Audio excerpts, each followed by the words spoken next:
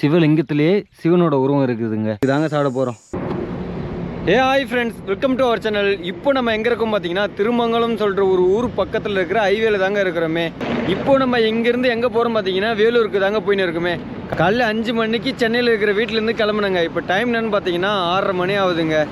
நான் காலையில் கிளம்பி வரப்போ விளாக் எடுக்கலை. எதனால பார்த்தீங்கன்னா லைட்டாக மழையும் இருந்தது, அது போக லைட்டாக இருட்டாகவும் இருந்தது. அதனால் சரி வேணாம், அவாய்ட் பண்ணிக்கலாம், நம்ம பாதி தூரம் போயிட்டு பிறகு விடிஞ்ச பிறகு பிளாக் பண்ணிக்கலாம் அப்படின்னு சொல்லிட்டு பிளாக் பண்ண ஆரம்பிச்சிட்டேங்க.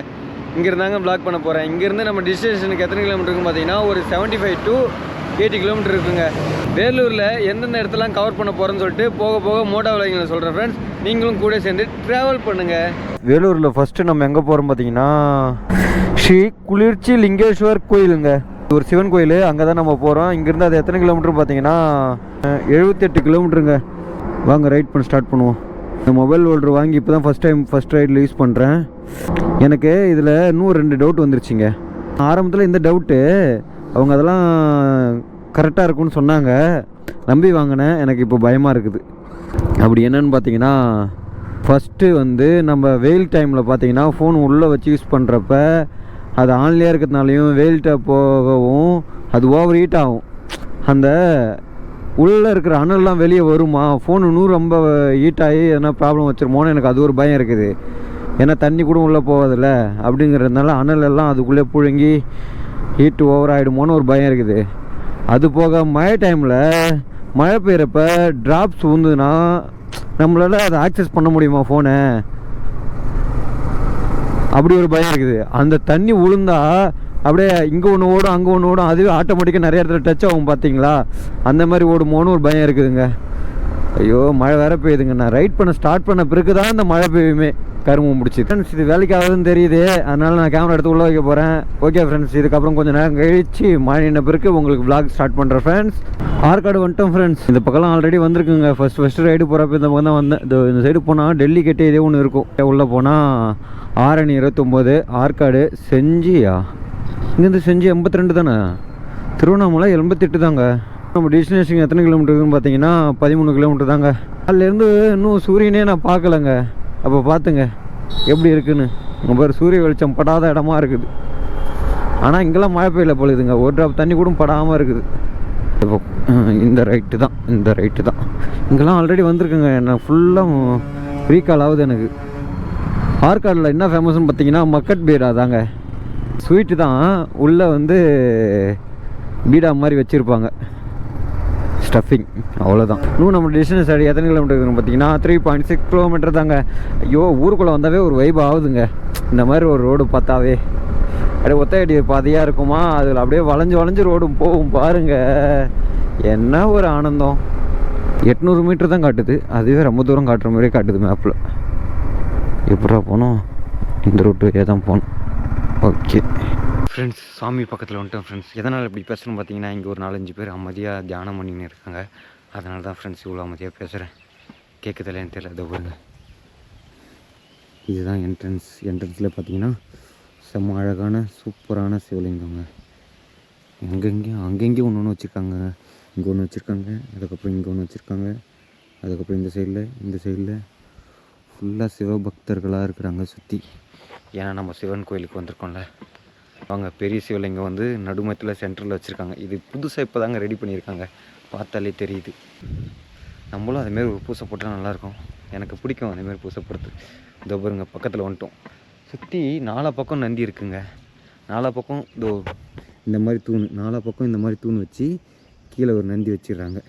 சுற்றி பாருங்க, நடுமத்தில் தான் வந்து பெரிய சிவலிங்கம் இருக்குது. தெரியுதா எந்தளவுக்கு பெருசாக இருக்கிறாரு பாருங்கள். அங்கே விநாயகர் பார்த்தோம், இங்கே முருகர் இருக்கிறாருங்க. அவருக்கான கோயில் இப்போ தான் ரெடி ஆகி இருக்குது. அதுக்கப்புறம் அந்த சைடில் வந்து காளி இருக்காங்கன்னு நினைக்கிறேன். இன்னும் ரெடி பண்ண வேண்டியதெல்லாம் இருக்குதுன்னு நினைக்கிறேன். இது போக போக ரெடி ஆகிடுன்னு நினைக்கிறேன். சூப்பராக ரெடி பண்ணி வச்சுருக்காங்க, பார்க்கறதுக்கே ஷைனிங்காக. அது மேலே கை வைக்கணும் போல் இருக்குது ஆசையாக. காளியம்மானா இல்லை சக்தியா, எல்லாம் ஒரே இது தான். அவதாரம் மாறி எடுத்து வச்சுருக்காங்க. அவங்களோட வாகனம் சிங்கம். அம்மனா இல்லை காளியான்னு தெரில, இல்லை எனக்கு தெரிஞ்சு சிவனோட ஒய்ஃபாக கூட இருக்கலாம்.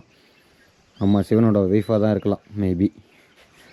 அவங்க ஒய்ஃபு எதனா ஒரு அவதாரத்தில் எடுத்து இங்கே வந்து உட்காந்துருக்கலாம் மேபி. ஃப்ரெண்ட்ஸ், இந்த இடம் எப்படி இருக்குதுன்னா சுற்றி அமைதியாக இருக்குது ஃப்ரெண்ட்ஸ். அந்த குருவி சவுண்டு, சில்லி வண்டு சவுண்டு, பூச்சி சவுண்டு, இந்த மாதிரி சவுண்டுங்க தான் உங்களுக்கு கேட்குமே, வேறு எந்த சவுண்டுமே கேட்காதுங்க. அவ்வளோ அமைதியாக இருக்குதுங்க. அது போக நம்ம கண்ணு கட்டின தூரம் வரைக்கும் சின்ன சின்ன சின்ன சின்ன மலைகளாக தாங்க இருக்குமே. ரொம்ப பெரிய மலைலாம் இருக்காது, சின்ன சின்ன மலை தான். அந்த மலைக்கு நடுமயத்தில் தான் இது அமைஞ்சிருக்குதுங்க. செம்மையாக இருக்குதுங்க அந்த சீனரியா. ஃப்ரெண்ட்ஸ், இந்த சிவலிங்கத்தில் மட்டும் பாருங்களாம், சிவலிங்கத்திலே சிவனோட உருவம் இருக்குதுங்க. சுற்றி நாலா பக்கமும் சிவனோட உருவங்க. இந்த பக்கம் சிவனோட உருவமா, இந்த பக்கம் பாருங்கள் சிவனோட உருவம், அப்புறம் இந்த பக்கமும் சுற்றி நாலா பக்கமும் சிவனோட உருவம் தாங்க இருக்குது. அதுக்கப்புறம் வந்து அங்கேருந்து ஐயர்கிட்ட விசாரித்தேன். அவர் தான் எனக்கு பூசை போட்டு விட்டார். ஃபைனலாக நான் நினச்ச மாதிரி பூசை போட்டு விட்டார். அதுக்கப்புறம் அங்கே ஒரு விசேஷம் என்னென்னா, சிவன் கோயிலில் மோஸ்ட்லி நம்ம போகிற இடத்துலலாம் நம்மளே பூஜை போட்டுக்கலாம். இங்கே வந்து தீபாவளி நம்மளே காட்டிக்கலாம். அவங்க மணி ஆட்டுவாங்க, நம்மளே அது அதான் நம்மளே அபிஷேகம் பண்ணி பண்ணுவாங்க பார்த்தீங்களா. அந்த பர்வத மரம்லாம் போயிட்டால் கருவறைக்குள்ளே போயிட்டு நம்மளே அபிஷேகம் பண்ணி பண்ணுவோம்ல, அதேமாதிரி தான், சேம் ப்ரொசீஜர் தான் இங்கேயும். ஆனால் நம்ம பால அபிஷேகம்லாம் பண்ண முடியாது, ஏன்னா இங்கே பெருசு.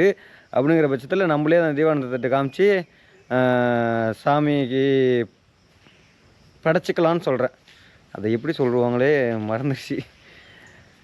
இப்போ இங்கே எதுக்கு வந்துக்கிறோம் பார்த்தீங்கன்னா, நம்ம பாறை மேலே வந்து சுயமலிங்கம் இருக்குதாங்க. அதாங்க பட்டை போட்ட மாதிரி இருக்குன்னு நான் சொன்னேன்ல, அது வந்து பாறை மேலே இருக்குது. அது இங்கேருந்து தான் போகிற மாதிரி இருக்குமா. இதோ இதில் ஃபஸ்ட்டு பைக் போகுமா. இப்போ வந்து இதோ இந்த ஓடை கட்டுறதுனால, தண்ணி போகிறதுக்கு கட்டுறதுனால இப்போ பைக் போகாது. ஏன்னா இதை தாண்டி போனால் பைக் போகலாம். இது உள்ளே தான் நம்ம நடந்து போகணுமா. ஒரு கிலோமீட்டருக்குள்ளே தான் இருக்குமா. இதில் எங்கே இறங்குறது? ஓ, அப்படி சுற்றி வந்து இறங்கணும் பொழுதுங்க. இல்லை இங்கேருந்து குதிச்சிடலாம். இந்த ஒரு ஓடை இல்லைன்னா போதுங்க, பைக்கு மேலே ஏற்றின்னு போயிடலாம். ஆஃப் ரோடு தான், சரியான ஆஃப் ரோடாக இருக்கும். சரி வாங்க குதிப்போம். ஐயோ, ஊந்துரும் உங்களுக்குதே. உம்மா குதிச்சிட்டேன் ஃப்ரெண்ட்ஸ். ஹைட்டு தான் தெரியுதா உங்களுக்கு? ஹைட்டு தான். சாவி எடுத்துட்டேன்னா கொப்பியா எடுத்துட்டேன் ஃப்ரெண்ட்ஸ். வாங்க போவோம். நம்ம மோஸ்ட்லி ட்ராவல் பண்ணுற இடம் எல்லாமே சோலோவாக தனியாகவே நமக்கு அமையுதுங்க. நம்ம போகிற நேரம் அப்படி இருக்குதா, இல்லை நம்ம போகிற சீசன் அப்படி இருக்குதா என்னன்னே தெரியல. நான் மோஸ்ட் ஆஃப் இடத்த பார்த்துட்டுங்க ஃபுல்லாக சோலோவாகவே போகிற மாதிரி இருக்குது. இப்போ ஒரு இடத்துக்கு போகிற நினச்சிக்கி, அந்த இடத்துல 4-5 பேர் நமக்கு பின்னாடி வருவாங்க, முன்னாடி 3 பேர் போவோம். அப்படிங்கிறப்ப ஒரு ஃப்ரீயாகவே இருக்க முடியாது. நம்மளாலும் ஃப்ரீயாக பேச முடியாது, அவங்களும் ஃப்ரீயாக இருக்க மாட்டாங்க. யார் அவன் தனியாக கத்தின்னு வரான்னு பார்ப்பாங்க. ஒரு சில பேர் எப்படி இந்த மாதிரி இடத்துலலாம் பேசுகிறான் அவன் அப்படிங்கிற மாதிரி யோசிப்பாங்க. நமக்கும் பட்டு விடன்னு பேச முடியாது.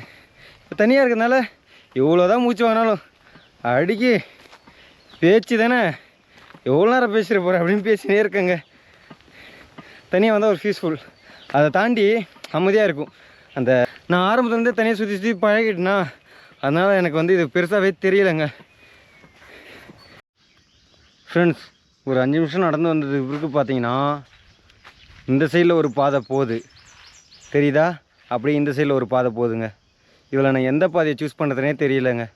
நம்ம கையில் ஒரு குச்சி இருக்குது, இது டேரெக்டாக செங்குத்தாக போடுவோம். எந்த பக்கம் சாயுதோ அந்த பக்கம் நம்ம போகணும்.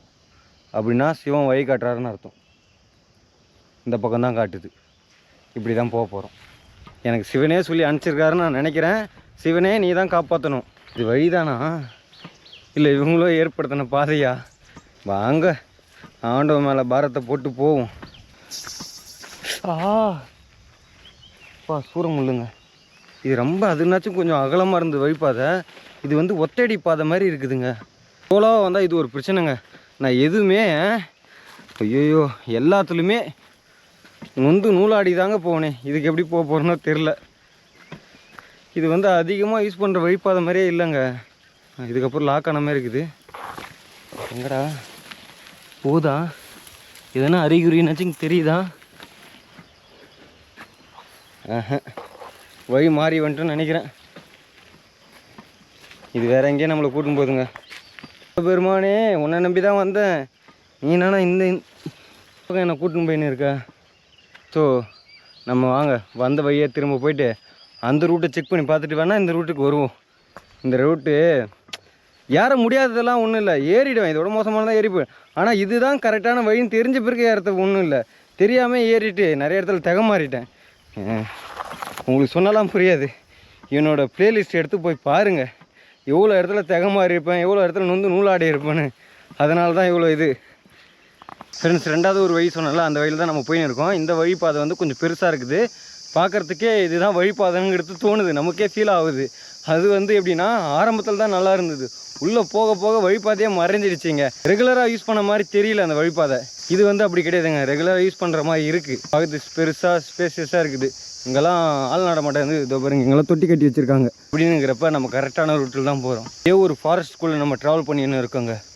இதோ பாருங்க, அங்கே ஒரு சின்னதாக ஒரு ஸ்விம்மிங் லிங்கம் இருக்குது. இங்கேன்னா அலாட்டாக இருக்குது. எது ரூட்டு? ஓகே, பார்த்துட்டேன். அதுதான் அந்த பாறை. ஜெயிச்சிட்டோம். திரும்பி பாருங்கள், அந்த பாறை கண்ணில் மாட்டோம், விட்டுறாதீங்க. அதாவது நீங்கள் அந்த வழியில் வந்தீங்கன்னா உங்களுக்கு ரைட் ஹேண்ட் சைடு தான் இருக்கும். ஃப்ரெண்ட்ஸ், மேலே வந்துட்டோம். அந்த ஸ்விம்மிங் லிங்கத்துக்கு கீழே தான் இருக்கும். இங்கே வந்து பார்த்திங்கன்னா ஒரு ரூம் மாதிரி கட்டி வச்சுருக்காங்க. அதுவும் இந்த பாறைக்குள்ளே குகை மாதிரி தான் இருக்குது. வெளியே தான் நமக்கு செவரு போட்டு தடுத்து வச்சுருக்காங்க. செருப்பு இங்கே விட்டுருவோம், இதுக்கு மேலே போட்டுன்னு போகக்கூடாது. ஹீரோ மார்க் போட்டுருக்குது, இந்த பக்கம் தான் வரணும்னு சொல்லிட்டு. இந்த பாறைக்கு கீழே பார்த்தீங்கன்னா கல் வச்சு பூசி வச்சுருக்காங்க. இங்கே ஒரு நந்தி இருக்கிறாரு, சிவலிங்கம் ஒன்று இருக்குதுங்க. இந்த பாறை தான் சிவலிங்கம், தெரியுதுங்களா? இது தெரியாது, ஏன்னா கொஞ்சம் லாங் வியூலேருந்து பார்த்தா தான். இந்த பாறை மேலே ஒரு பாறை இருக்குது, அந்த பாறை மேலே தான் வந்து பூசை போட்டு வச்சுருக்காங்க. என் நெத்தியில் எப்படி பூசை இருக்குது அதேமாரியே முடிஞ்ச அளவுக்கு உங்களுக்கு லாங் வியூவில் போட்டு காட்டுறேன். என்னால் கீழே போக முடியாது. அங்கே பாருங்கள், செங்குத்தாக இருக்குது. இதோ தெரியுதா பாருங்க. ஆனால் அந்த மரம் தான் கொஞ்சம் மறைச்சின்னு இருக்குது. கொஞ்சம் லாங் வியூவில் வந்து பார்த்தீங்கன்னா கரெக்டாக தெரியுங்க. அப்பா, இதை சுற்றி பார்க்கறதுக்கே என்ன ஒரு அழகாக அற்புதமாக இருக்குது பாருங்கள். அழகோ அழகு அவர் கண்ணழகு, அவள் போல் இல்லை ஒரு பேரழகு. சுயமலிங்கத்தை போய் பார்த்துட்டு வந்துட்டோம் ஃப்ரெண்ட்ஸ். இப்போ வந்து நம்ம பைக்காண்ட வந்துட்டோம். டைம் என்னென்னு பார்த்தீங்கன்னா 9 மணிக்கு மேலே ஆகிடுச்சிங்க. இன்னும் நம்ம பிரேக்ஃபாஸ்ட் சாப்பிடல. என்ன பிரேக்ஃபாஸ்ட் சாப்பிட போகிறோன்னு பார்த்தீங்கன்னா அதோ பாருங்க, இது தாங்க சாப்பிட போகிறோம். என்னன்னு தெரியுதா? நாவப்பழம் ஃப்ரெண்ட்ஸ். இன்றைக்கி பிரேக்ஃபாஸ்ட் கீழே ஒன்று வந்துச்சு. சரி, ஓகே ஃப்ரெண்ட்ஸ், இதோட இந்த வீடியோ என் பண்ணிக்கிறேன். நம்ம வீடியோ வேறுனா புதுசாக பார்க்குறீங்கன்னா மறக்காமல் சப்ஸ்கிரைப் பண்ணி சப்ஸ்கிரைப் மட்டும் பண்ணிட்டு போயிடுங்க. உங்களோட ஆதரவு எனக்கு மிக மிக தேவைப்படுது. என்னால் கை நீட்டி சொல்ல முடியல, ஏன்னா நாவப்பழம் வச்சுருக்கேன். Bye friends.